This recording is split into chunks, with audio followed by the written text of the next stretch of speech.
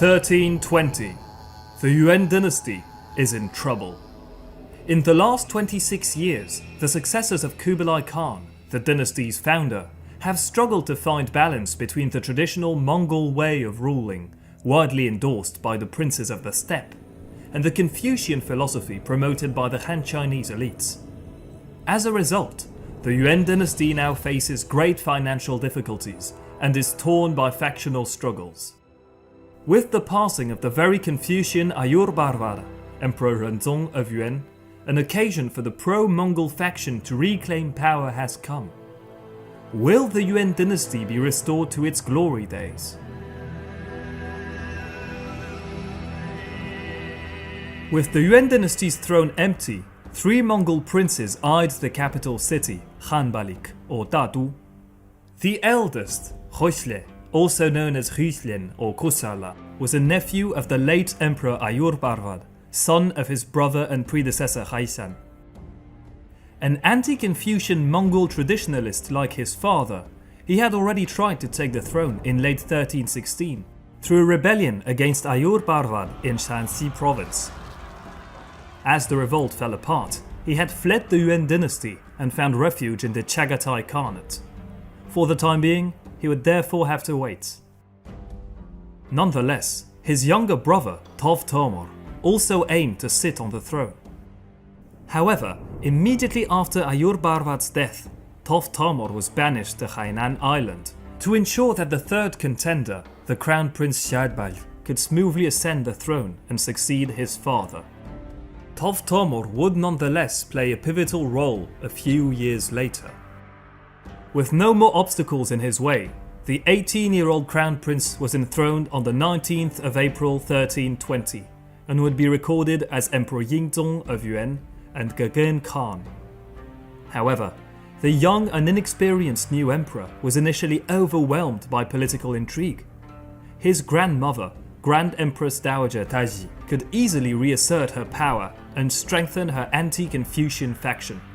She promptly reinstated her champion Tomdor, a despotic Mongol official who had sabotaged many of Ayurbarvad's policies, as Grand Chancellor or Prime Minister of the Right, the highest executive position after the Emperor. Without Ayurbarvad's resistance, Tomdor was now free to place loyal retainers and relatives of his to positions of power, engaging in a brief reign of terror. Many Confucian opponents, until then protected, were executed. Despite the situation, young Emperor Shadbal, tutored by Han Chinese Confucian scholars and artists, such as the painter Ke Jiusi, was determined to rule independently. Indeed, he did not share his late father's deep filial piety towards Grand Empress Dowager Taiji. Noticing the young man's fierce determination, she reportedly stated, "We should not have raised this boy." By the summer of 1320, a few weeks after his accession, Shadbal appointed the 22-year-old Mongol Baiju to the post of Grand Chancellor or Prime Minister of the Left, the second highest executive position after the Emperor, challenging Tomdor. Baiju's family history granted him great credibility, as he was the descendant of Mughali, a great companion of Chinggis Khan and one of his best generals. Baiju was also the grandson of official Antum, a Confucian and appreciated Grand Chancellor of Kublai Khan. He therefore commanded both the Mongol nobility's respect and the Confucian scholars' admiration. Forming a formidable pair, the emperor and his official were able to counter the schemes of Grand Empress Dowager Taiji and Tomdor, who likely were responsible for a failed plot to depose the young emperor only a few months after his accession. For the foreseeable future, Shadbal and Baiju would have to remain vigilant.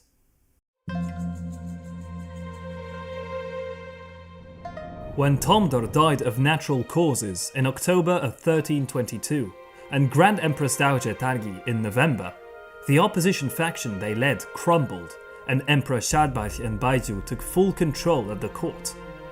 The latter was appointed Grand Chancellor or Prime Minister of the Right, taking up Tomdor's vacant post. It was time for them to launch the Zhi reform. Shadbal's policy would largely be the continuation of his father's. As such, many Han Chinese Confucian scholars were immediately integrated in the government to work on the endeavour, and rules ordering high-ranking officials to report malicious activity within the administration were enforced. The emperor implemented nationwide policies easing small landowners' conditions. The great legal compilation of the Yuan dynasty, ordered by his father, was revised and formally promulgated on the 26th of March 1323. To ease the desperate financial situation, the administration was greatly trimmed of many redundant or ineffectual posts. The emperor also cancelled twice the annual grants to the Mongol princes, brewing discontent. Nonetheless, young Shadbal enjoyed quite a lavish lifestyle himself. As a devout Buddhist, Shadbal ordered the construction of large Buddhist temples in every prefecture. Impeding on religious tolerance, the mosque in Shangdu was knocked down and replaced by a Buddhist temple. Muslims were further required to pay the household tax from which they were previously exempted, improving the state's finances. Overall, the Yuan dynasty was seemingly recovering under the ambitious emperor's rule. However, Shadbal's ideas and ambitions were not shared by all. In mid-1323, after spending the traditional summer stay in Shangdu, an imperial custom of the dynasty, the emperor made his way back to Hanbalik. On the 4th of September 1323, as the imperial procession camped for the night in an area known as Nanpo, the unthinkable happened. Out of nowhere, the powerful Asud Imperial Guard stormed the camp and assassinated both Grand Chancellor Baiju and the Emperor himself. This event, known as the Nanpo coup, was orchestrated by the Guard's commander Tugsh, a former protege of Tomdor and fervent defensor of Mongol tradition. He had been assisted by several conspiring figures and a large part Mongol princes. Losing no time, they rushed to Hanbalik to seize control of the remaining government. The rebels intended to bring back the Yuan dynasty to its roots and restore the Mongol ways. It had been convened that a specific Mongol noble was to inherit its throne. Messengers were immediately dispatched to Mongolia to invite Yosun Tomor, the 31-year-old Jonon, or Prince of Jin, to come to the capital. Yosun Tomor was a child of the steppe who likely could not speak Chinese at all. He was the heir of late Prince Gamala, grandson of Kublai, who had come close to succeeding him in 1294, although surpassed by his brother Tomor. Through his father, Yosun Tomor had inherited the control of great forces and large territories in Mongolia, making him the most influent of the Mongol princes. It is not known if he was involved or even instigator of the coup. In any case, after receiving the imperial seal, Yosun Tomor promptly crowned himself Emperor of the Yuan dynasty and Great Khan of the Mongol Empire on the 4th of October 1323. The ceremony was carried out in a symbolic place, Khudaralh, on the banks of the Khetlian River, the original capital of the Mongol Empire, and the place where Great Khans Ögede and Mongh had once been crowned.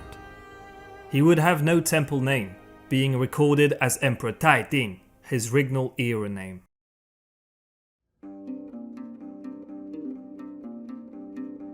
One month after he had firmly taken control of the dynasty's reigns, Yosun Tomor exiled, purged and executed the officials involved in the coup in a violent purge, perhaps covering his tracks or ensuring they would not turn against him. The emperor then formed a new government composed of Mongol retainers from the steppe and a few Muslim Sirmu officials. To consolidate the support of the Mongol nobility, he restored the lavish annual grants to the princes and amnestied some who had been convicted under the previous reigns. Nonetheless, Yosun Tomor knew he could not completely ostracize the Confucian elites, nor completely revert the dynasty to Mongolian culture.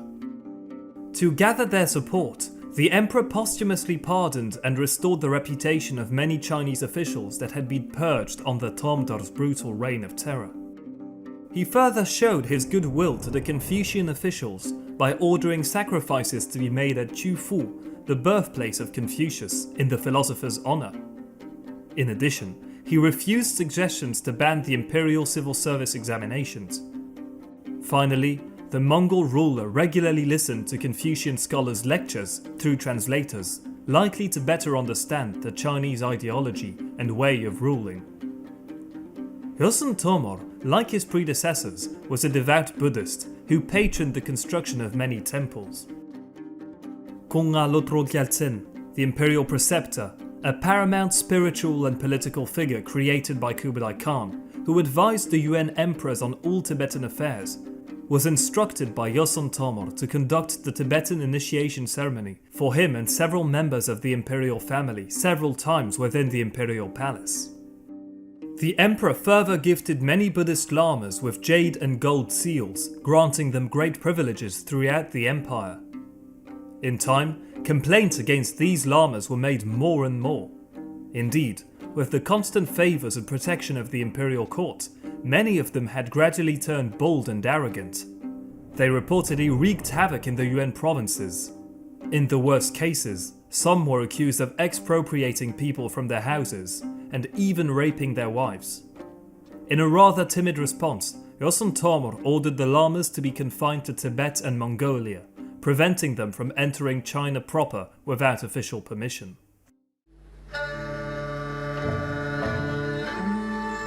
The emperor did seem to care about the well-being of the people and the state, and took his role of Great Khan of the Mongol Empire very seriously. Yosun Tomor made efforts to rekindle relations with the other Khanates of the fragmented Mongol Empire through gifts and embassies. This was rather effective, as tributes were soon received from the Chagatai leaders, the Il Khan of Persia, and even Uzbek Khan of the Golden Horde, the most defiant of the Khanates, who sent a tribute including cheetahs to the Yuan court in 1326. The emperor also warmed relations with the banished sons of Haisan, Tov Tomor, confined to Hainan Island, and Hosle or Ruslen, exiled in the Chagatai Khanate. The former was recalled to the capital in 1324, and the latter sent tribute to the emperor in 1327.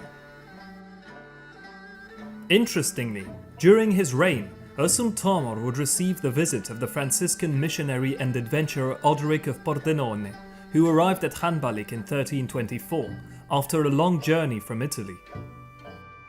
The friar had made his way across Asia through the Il Khanate, India, and had arrived in southern China, from which he joined the capital. At the time, Hanbalik hosted 3 Franciscan missions, which had been founded by Giovanni of Montecorvino. This Catholic diplomat and adventurer had been sent to Kublai's court as a diplomatic envoy and papal legate by Pope Nicholas IV in 1289. After arriving at the Yuan court, he had received support from Emperor Tomor and founded his first Catholic church in 1299.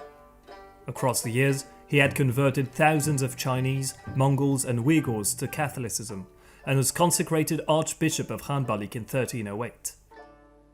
By 1324, when Odoric of Pordenone arrived, Giovanni was an elderly man reaching 80 years of age.